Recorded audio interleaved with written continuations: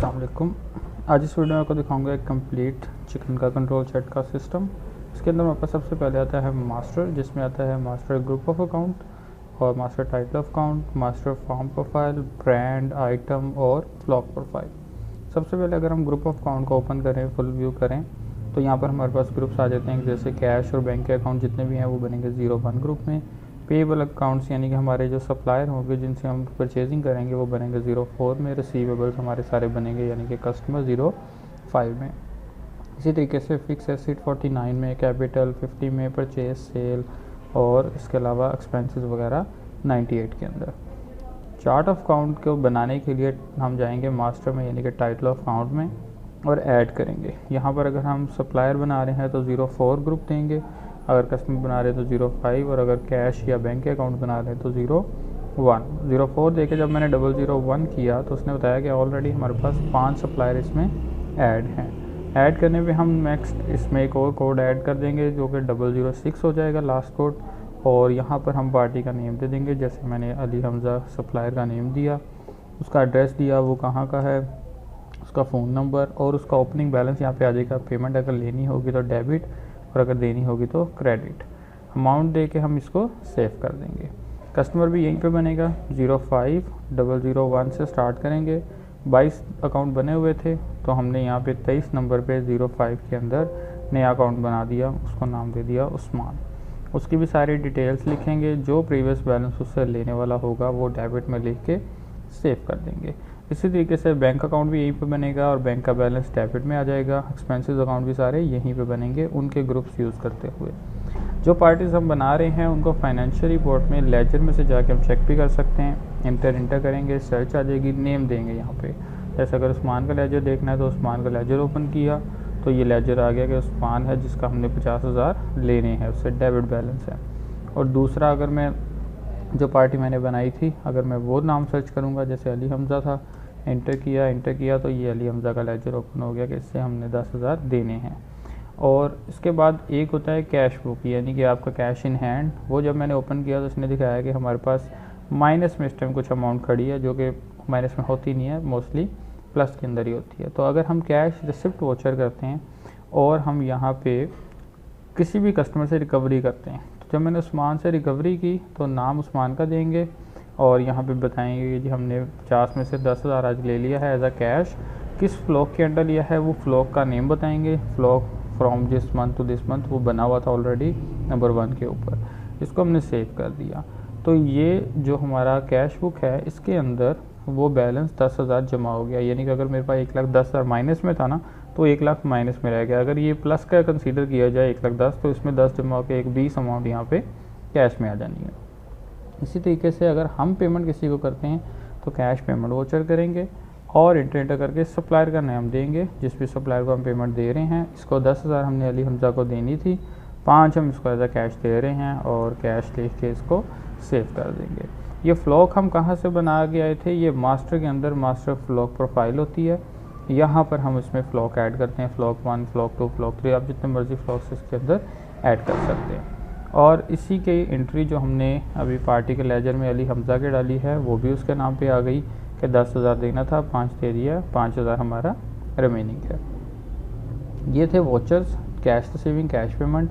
और अगर bank voucher की बात करेंगे तो फिर DRCR वोचर होता है, उसमें हम इंटर करके डेबिट पार्टी वो बताएंगे जिसको हम पेमेंट दे रहे हैं, जैसे कि सप्लायर हमारा अली हमज़ा और कस्टमर हमारा जो भी होगा उसको हम पेमेंट देंगे बैंक के थ्रू। तो अभी इसमें मेरे पास बैंक कोई वर्णन नहीं हुआ तो मैं इसको अगर बैंक की जगह पे भी एज अ कैश ही कंसीडर कर लूँ, यानी कैश बुक मेरी एज अ बैंक कंसीडर की है, तो फिर यहाँ से मैं जो भी पेमेंट करूँगा वो क्रेडिट हो जाएगी कैश से यानी कि बैंक से और डेबिट हो जाएगी सप्लायर के नाम पे।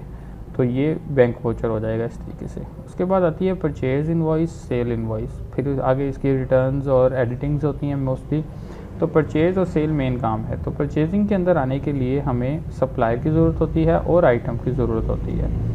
अब आइटम कहाँ पे बनेगी, मास्टर के अंदर आपके पास प्रोफाइल बनती है, मास्टर में फॉर्म, कैटेगरी और आइटम। फ्लॉक हमने ऑलरेडी देख लिया था। फॉर्म को ओपन करेंगे, फुल व्यू करके अगर मैं देखूँ तो ऑलरेडी मदीना प्रोटीन फॉर्म बना हुआ है, यानी कि आप अपने नाम पे ही एक फॉर्म की प्रोफाइल यहाँ पे जनरेट कर लेंगे ऐड करके। कैटेगरी में क्या आता है, कैटेगरी के अंदर डिफरेंट कैटेगरीज आ जाती हैं कि चूज़ा है, चिकन है, फीड है, मेडिसिन है, जो जो चीज़ें यानी कि एज अ कैटेगरी हम यूज़ करेंगे वो सारी यहाँ पे बनेंगी। चूज़ा कैटेगरी में चूज़स बनेंगे, चिकन में चिकन आएंगे, फीड्स में डिफरेंट फीड्स आ जाएंगी इस तरीके से। तो कैटेगरीज ऑलरेडी ऐड है, अगर मज़ीद कोई नई कैटेगरी ऐड करनी है तो ऐड करके हम न्यू ऐड कर सकते हैं। अब आइटम प्रोफाइल में एग्जैक्ट प्रोडक्ट की आइटम बनी होती है, जैसे यहाँ पे चिकन कैटेगरी के अंदर चिकन ऑलरेडी बना हुआ है और उसका आगे रेट लिखा गया है, ठीक है। इसी तरीके से अगर मैं न्यू आइटम ऐड करना चाहूँ तो मास्टर न्यू आइटम प्रोफाइल में जाके ऐड करेंगे, कोड ऑटो आएगा, आपने कैटेगरी बतानी है कि क्या बनाने लगे। मैंने फॉर एग्जांपल चूज़ा ले लिया या चिकन ले लिया, चिकन क्योंकि ऑलरेडी बने हुए हैं। मैं फीड की एग्जांपल ले लेता हूँ, फीड ली, फीड कैटेगरी ली और मैंने यहाँ पे दिया कि ये चिकन फीड है और उसके आगे जो भी ग्रामेज है 500 ग्राम 1 kg जो भी इसकी पैकिंग आ रही है वो 2000 में हम ले रहे हैं। अगर ये हमने सेल करनी हुई तो हम इसको 2500 में आगे सेल करेंगे। 10 हमारे पास मिनिमम होने चाहिए रीऑर्डर में। और ये किस फार्म के अंडर आ रही है वो फार्म हम अपना ही नाम दे देंगे और इंटर करके। अब वो कहता है stock in hand, opening stock पूछ रहा है कि ये हमारे पास जो आइटम है ये ऑलरेडी अगर पड़ी है स्टॉक में तो कितनी पड़ी है।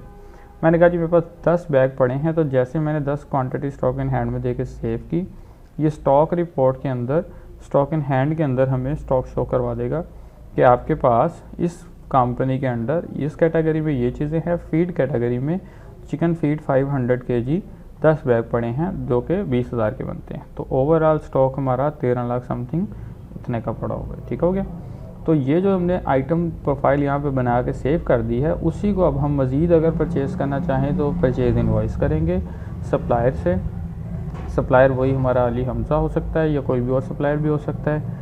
फीड में हम फीड का नेम देंगे, कौन सी फीड हम सेलेक्ट कर रहे हैं, मज़ीद कितने बैग ख़रीद रहे हैं वो बताएंगे, किस रेट में ख़रीद रहे हैं वो बताएंगे, उस पर अगर कोई डिस्काउंट आ रहा है वो बता देंगे और उसके बाद इंटर करके हम इसको सेव कर देंगे। यहाँ से फ्लॉक सेलेक्ट हो जाएगा और ये सेव हो जाएगा। तो यही चीज़ परचेज़ रिपोर्ट के अंदर भी शो होगी, daily purchase, supplier wise, item wise, कोई भी रिपोर्ट खोल लें, डेट दे दें उसकी और उसके बाद इंटर करके ओके कर दें। ये आपको दिखाएगा कि आपने अली हमज़ा से इतने बैग इतनी वैल्यू के ख़रीदे हैं और ये जिस पार्टी से ख़रीदे हैं उसके लेजर में भी एंट्री जाएगी। लेजर शॉर्ट में देख सकते हैं, लेजर डिटेल में भी देख सकते हैं। डिटेल लेजर लिया मैंने अली हमज़ा का, तो उसने दिखाया कि अली से आपने प्रीवियसली 10,000 देना था, 5 दे दिया था, रिमेनिंग 5 रहता था।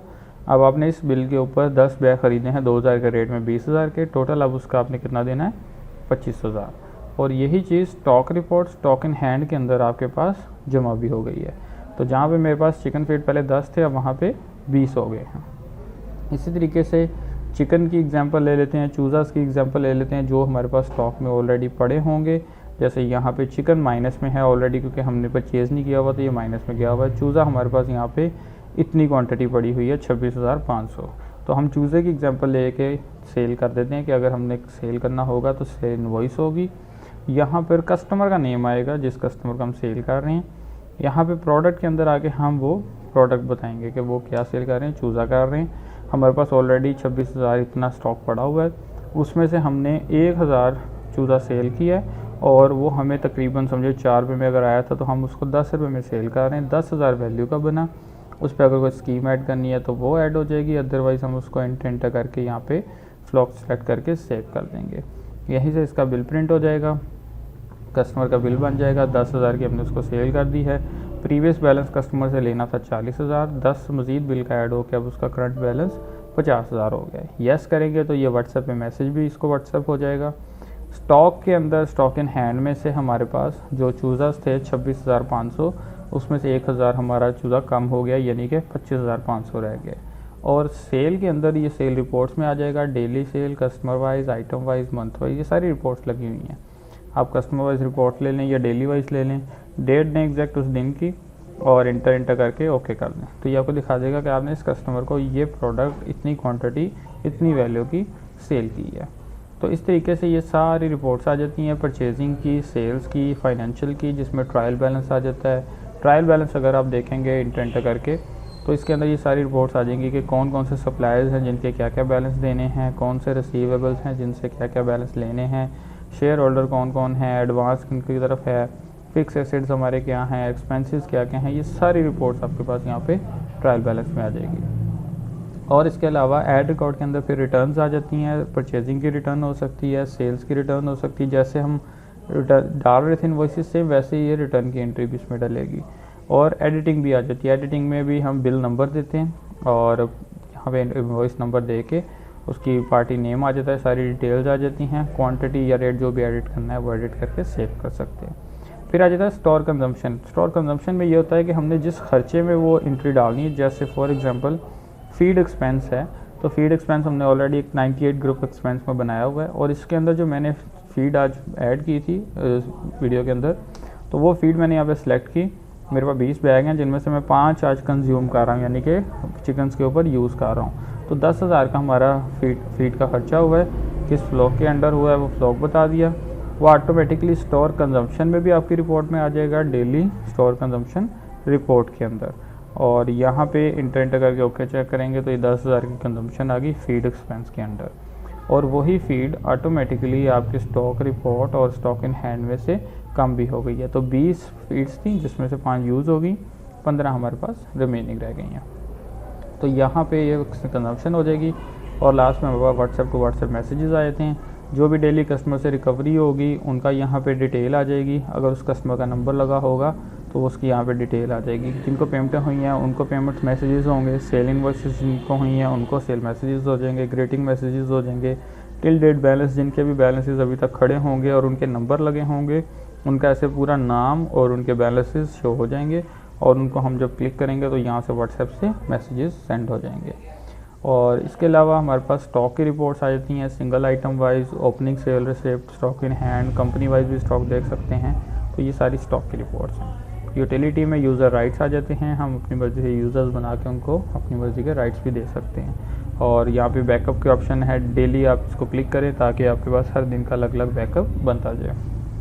कोई भी एंट्री अगर ऐसी हो जो बाय मिस्टेक गलत हो जाती है, उस एंट्री को आपने सिर्फ सर्च करना है, उस पार्टी के लेजर से कर लें या आइटम के लेजर से, और उसको आप डिलीट भी कर सकते हैं। जैसे अगर मैं ये 10,000 की जो मैंने रिसीविंग की है, इस एंट्री को डिलीट करना चाहता हूँ तो 1 आर वोचर नंबर है, 1 वोचर नंबर है, आर टाइप है, 12 तारीख का है।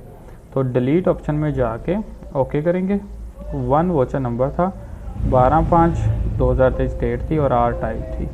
तो ये एग्जैक्ट वो वोचर शो हो गया। कीबोर्ड से एस्केप का बटन दबाएंगे तो ये पूछेगा are you sure you want to delete, yes करेंगे तो वो एंट्री वहाँ से डिलीट हो जाएगी। अब उस्मान के लेजर में अगर दोबारा भी चेक करेंगे तो एंट्री वहाँ से वो ख़त्म हो चुकी है। ऐसे ही ये परचेजिंग की एंट्री, सेल्स की एंट्री, जो भी आपने एंट्री गलत हो जाती है बाय मिस्टेक, वो आप वहाँ से डिलीट कर सकते हैं। Same goes for the stock, यानी कि अगर आप स्टॉक की भी एंट्री को डिलीट करना चाहते हैं तो आइटम लेजर देखेंगे उस प्रोडक्ट की। जैसे मैं फीड की एग्जांपल ले लेता हूँ। फीड को मैंने ओपन किया तो ये फीड की सारी एंट्रीज आ रही हैं कि शुरू में 10 बैग डाले, फिर 10 बैग ख़रीदे, फिर 5 यूज़ किए। तो कोई भी एंट्री अगर मिस्टेकनली गलत हुई है उसको डेट, वोचर नंबर और टाइप देख के हम डिलीट कर सकते हैं। और इसके अलावा कोई भी क्वेश्चन हो तो आप दिए गए नंबर पर रब्ता कर सकते हैं। शुक्रिया।